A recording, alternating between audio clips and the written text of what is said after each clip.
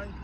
I'm here to talk to you about oversized grips and jumbo grips, anything that's oversized, and why I've gone to those grips.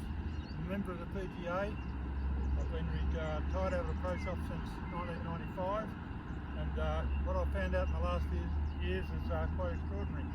So, first of all, I'll just start off. This is a grip I've used all my life until recent years. Just a normal tapered grip, and I've used that with a normal grip, overlap grip, finger down the shaft, and all this sort of thing. And then when I came down to Tura Beach in 15, I got onto these parallel grips. I started using parallel grips and realised my swing plane had changed. So, and it's quite extraordinary what I've just discovered recently. I thought these grips were a little bit big, and as soon as I went to what I call a blockbuster grip, this is something I would like you all to try if you're using oversized grips. Just go to a blockbuster grip, which is down, the thumb down the side, right, like a blockbuster, and then just grip it from there in all fingers, all 10-finger grip. And you'll find that the grips now don't feel too big at all. They feel beautiful, actually, and it was amazing. Now, I was using these for a while, and I went on to reverse taper in jumbo grips, and the freck angle, if you go to the freck angle, that'll tell you why I did that. So, but just if you are just using oversized grips, just start off with this blockbuster, start off chipping. It'll only take you about 10 minutes. The flexibility in your wrist are there, and all of a sudden they're not too big at all. You know, on the grips, it's only just recently they're starting to build these bigger grips. There's more people using them. If you go to the Jumbo Max grip now, it's really large. I'd love to see the Jumbo Max in a reverse taper, and if you go to the freck angle, you'll see why. Because if they would have put a 1.5 reverse taper grip on that Jumbo Max, right, nice and light, okay, and you use the buster grip, I'll show you the angles that it'll create. But just getting back to what I'm talking about here now, is I went to the reverse taper, of course, if you go to the freck angle, and I was using the buster grip with it, and I found that I could even go larger. That's fairly large, 25 at the top and 35 at the bottom, okay, millimeters. I went to a large grip. I thought I can build this larger, and it still feels great. This one's 27 and 37, beautiful. Okay, and I love this grip.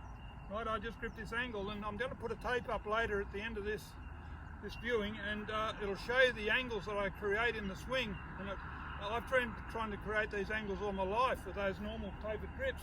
You can't do them. You can't get to these angles, and these angles create straight golf shots. It's just mathematically, you know, if you create this angle that you'll see, and the angle is here. So on the downswing, if we've got the shaft aiming at the target, parallel to the ground, and this face at 90 degrees, those three ingredients, right, this is on the downswing now, which I'll show you in a tape later. That's what I'm achieving with these bigger grips and the freck angle, right, and you can't miss.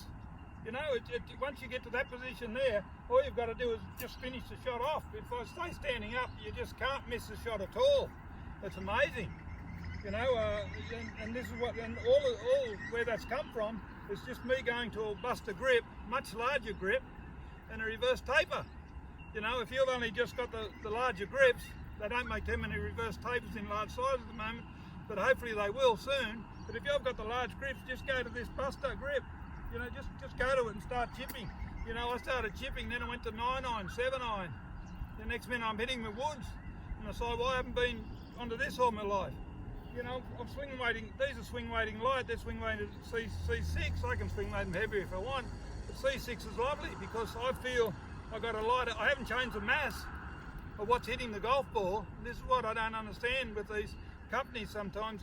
If you lighten the club, they say, well, it's throwing everything out, but if I haven't lightened the mass, okay, you could fiddle around with the shaft a little bit, but I'm quite happy with this normal shaft here, right, that I bought. I've got just a medium stiff shaft here, but you can go, you know, more flexible if you wish. But what I'm getting at, if you haven't lightened the club head mass, and you're creating the same speed because the club feels lighter, I mean, I haven't lost any distance at all, you know. I wouldn't be surprised, I haven't got the gear here, but just hitting golf balls, I know I haven't lost any distance whatsoever. You know, may have gained a few metres, but the club feels light. It doesn't take long to get used to, but as I said, it's the same mass hitting the ball, so therefore, I'll just hit a couple of shots here for you now.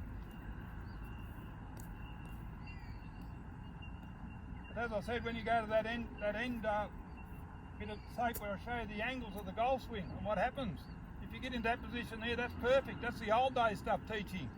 You can't get to that. Good modern day players, if you look at their videos, they can't do this. You know, they've been brought up with those tapered grips, and so they're not interested in changing. You know, they're out there making dollars. This is something new. You've got to sort of start off a lot younger doing this sort of thing. You know, by the time you get to my age, it's too late for me. I'm just a broken down golf pro, you know, just finished. As far as my golf's concerned, all I'm trying to do is sort of get onto stuff that helps people, you know, and I know the larger grips have helped a lot of people, but now if they go to the Buster grip, I've had a few try it, they love it, right, just by doing this. And of course, if they get the reverse taper like this, I mean, I just built this in the workshop. That's, you know, just a mate of mine, we built this grip, but of course, I haven't got the finances of these big companies to go and do this stuff. You know, these people making those Pro Max, I look at those grips and say, geez, they're good. I wish they'd start making reverse taper in them and just open the market up so people can try this stuff. There's more and more people trying these grips, and if they go to the Buster grip, you'll get more trying it. And then they'll go to the reverse taper, and it's 1.5 degrees reverse taper. If you go to the freak angle, tells you why, creates these angles, and everything just goes off beautiful, you know. I'll just hit a couple of shots here for you now.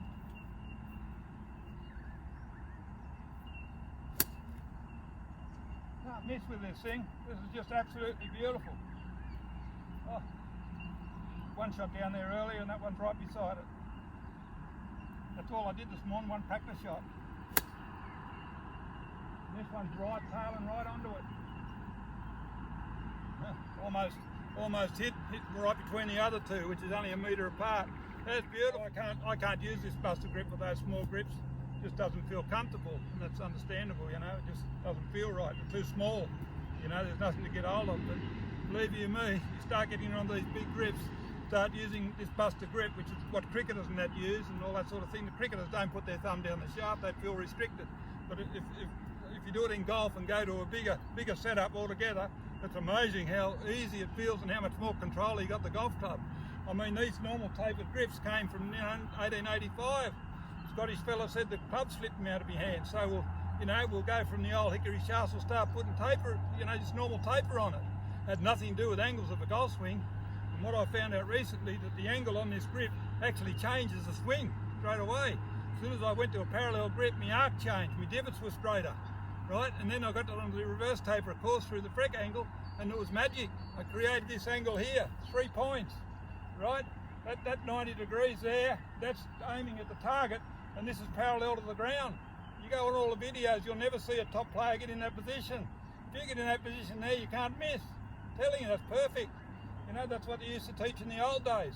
The only one that got close to that angle has died now. He was the best striker in the world, right? He died in 2005, right? You look at his angles. I've been trying to achieve these angles all my life since I saw those videos, right? And I didn't realise that I had everything working against me as far as the golf clubs go. You know, the grip, you know, they've done all this work in the head and the shaft. Not a lot on the grip, they're just starting to move. But I tell you what, if you're oversized, just go to the Buster grip, you'll love it. Thanks for listening, Golf Rec.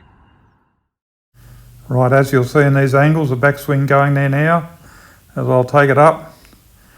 It's a nice ideal angle, there it is, perfect at the top there as I come down. Ideal angle there as we come into it. The next one you'll see how that's a perfect position. The ball goes arrow straight from that position, you just cannot miss. Just keep following through now, good balance. There we go, and away she goes. You too can do this, just by using the large grips. Go to the Buster, and eventually the reverse taper. Thank you.